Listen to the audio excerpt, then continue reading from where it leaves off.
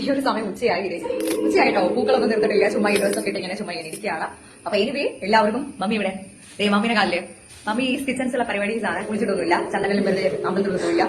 അടുത്ത ഓണത്തിനും പൂവ് ഇതുപോലെ ഇടാൻ വേണ്ടിയിട്ട് അതിലുള്ള വിത്തൊക്കെ എടുക്കണം എന്ന് പറഞ്ഞിട്ട് ഞാനത് എടുക്കാത്തതുകൊണ്ട് എന്നെ ഒരു നോട്ടം നോക്കി. അങ്ങനെ ഞാൻ നേരെ അമ്മ പറഞ്ഞ കാക്കപ്പൂ പറിക്കാൻ വേണ്ടി പോയി. കാക്കപ്പൂ എന്ന് കണ്ണൂരിൽ പറയും, മറ്റു ജില്ലകളിൽ തന്നെ എന്ത് പറയുന്നത് എനിക്കറിയില്ല. എന്തായാലും ഇതിന്റെ നിറം വയലറ്റ് ആണ്. എന്തുകൊണ്ട് ഇതിനെ കാക്കപ്പൂ എന്ന് വിളിക്കുന്നുള്ളത് എനിക്കറിയത്തില്ല. അങ്ങനെ അത് കഴിഞ്ഞിട്ട് നേരെ പൂക്കളെ ഞങ്ങൾ അങ്ങനെ എങ്ങനെയൊക്കെ ഒന്ന് തീർത്തു.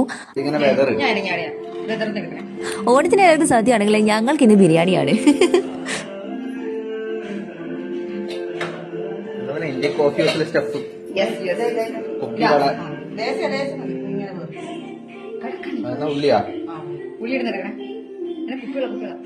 ഞങ്ങളുടെ കണ്ണൂരുകാർക്ക് ബിരിയാണിയുടെ കൂടെ പപ്പടും പഴം പഞ്ചസാരം കഴിക്കുന്നതൊന്നും യാതൊരു വിരോധമില്ലാത്തൊരു കാര്യമായതുകൊണ്ട് തന്നെ എനിക്ക് വലിയ വിഷയമായിട്ടൊന്നും തോന്നിയില്ല. അങ്ങനെ ബിരിയാണിയൊക്കെ കഴിച്ച് ഫോട്ടോ ഒക്കെ എടുത്തു.